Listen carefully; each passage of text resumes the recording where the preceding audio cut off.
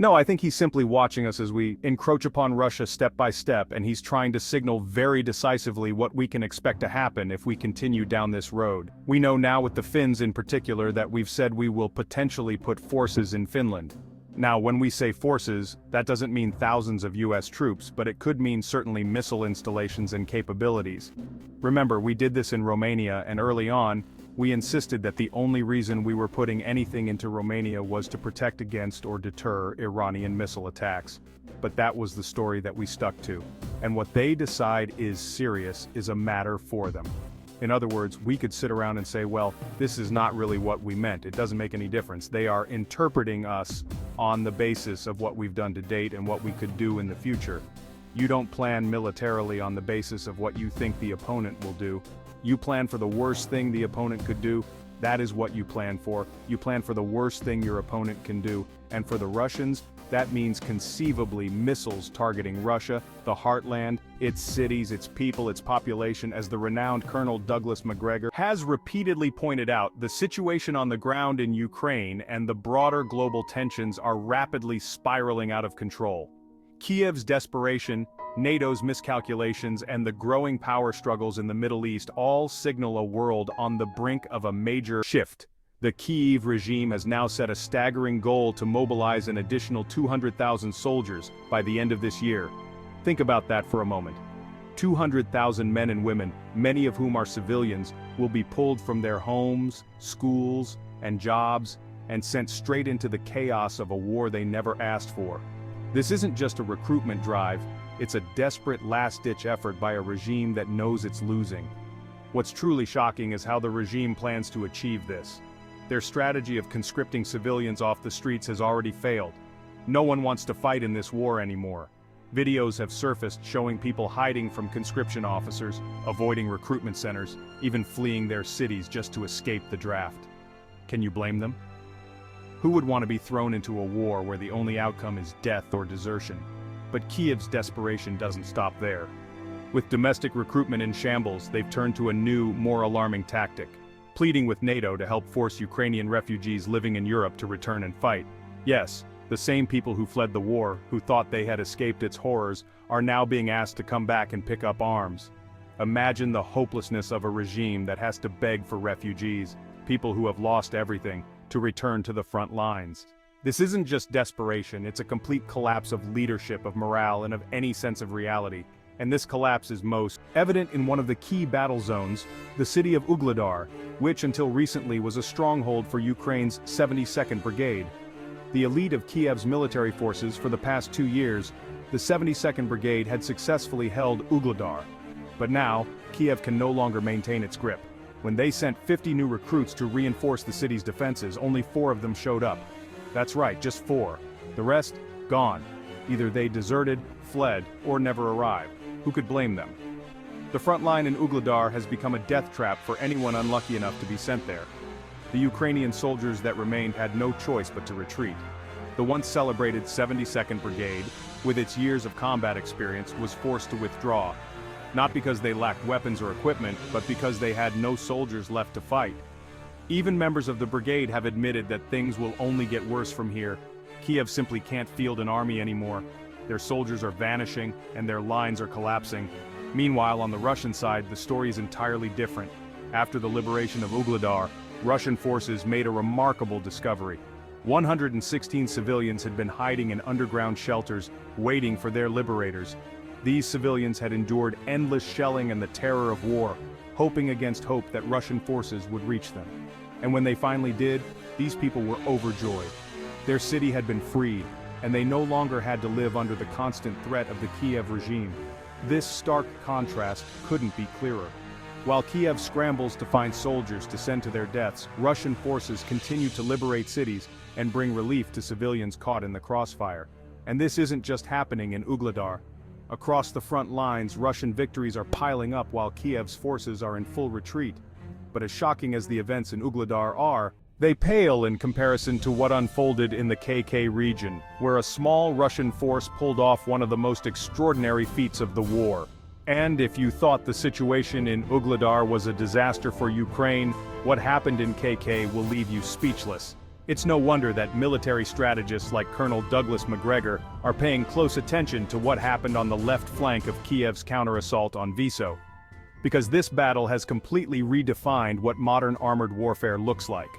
In a stunning feat of military prowess, 2 Russian BTR-82A armored vehicles took on a convoy of 19 NATO armored vehicles. Yes, just 2 against 19, and the result was nothing short of miraculous. The BTR-82A is no ordinary armored personnel carrier. Armed with a 30mm autocannon instead of machine guns, it packs a punch well beyond what most would expect. In fact, its firepower is comparable to an infantry fighting vehicle, capable of tearing through enemy armor with ease. And in the hands of Russian soldiers, it becomes a weapon of sheer destruction. In this engagement, Russian UAV reconnaissance had been tracking the battalion-sized NATO-armed Ukrainian armored unit long before it entered the kill zone. As the convoy approached a crossroads in the Viso area, the first BTR-82A sprang into action.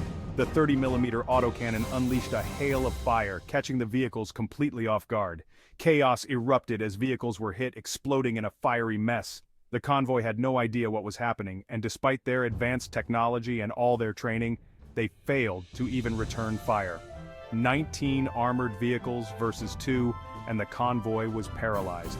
Their UAV surveillance had failed them. They had no idea the ambush was coming, and by the time they realized what was happening, it was already too late.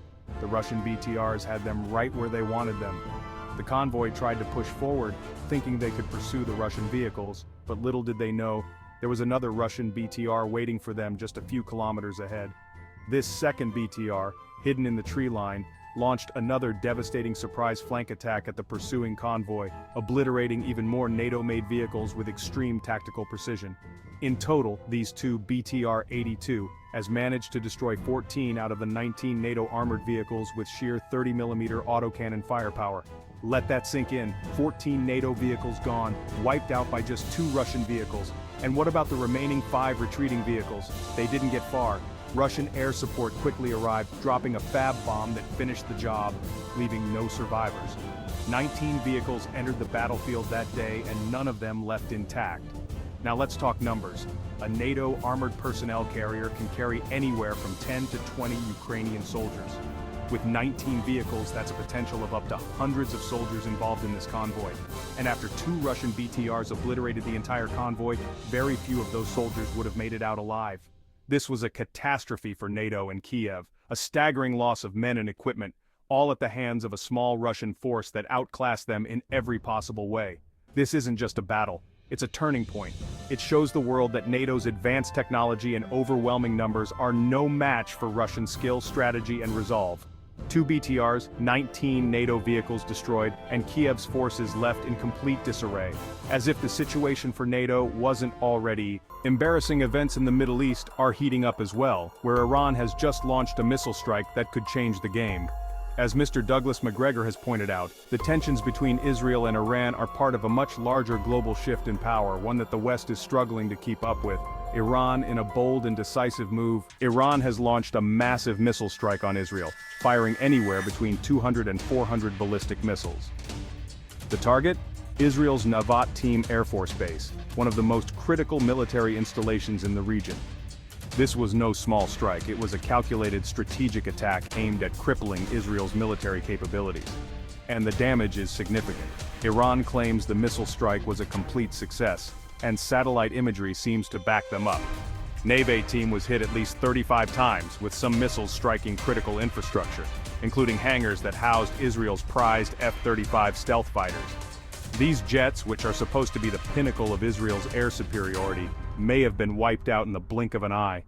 Israel, of course, denies that any F-35s were destroyed. They claim the damage was minimal, and that their air force remains fully operational. But ask yourself this, if there was no significant damage, why are they censoring satellite images? Why block the release of any further details about the extent of the damage? It's not hard to see what's going on here. Israel suffered a major blow, and they're scrambling to contain the fallout. And the consequences of this strike go far beyond just military losses. Israel now finds itself at a crossroads. They can retaliate and risk a full-scale regional war, or they can hold back and face humiliation on the world stage.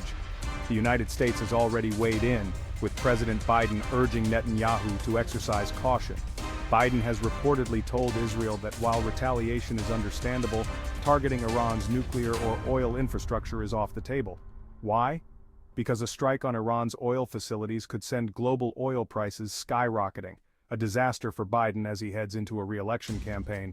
And that's not even mentioning the risk of a broader conflict that could pull in other regional powers, Russia, China, and perhaps even North Korea. Iran's supreme leader Ayatollah Khamenei has already warned that if Israel targets Iran's key infrastructure, Tehran will retaliate with overwhelming force. Iran's ballistic missile capabilities are no joke, and a direct conflict with Israel could drag the entire Middle East into war. The stakes couldn't be higher. As tensions rise in the Middle East, Israel's military is facing challenges on multiple fronts, and their next move could determine the fate of the entire region.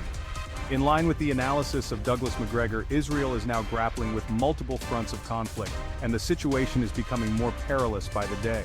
While Israel deals with the aftermath of Iran's missile strike, it's also facing growing threats from Hezbollah in Lebanon. Just days after the missile strike, Israeli forces attempted a ground assault in Lebanon, targeting Hezbollah strongholds. But the operation was a disaster.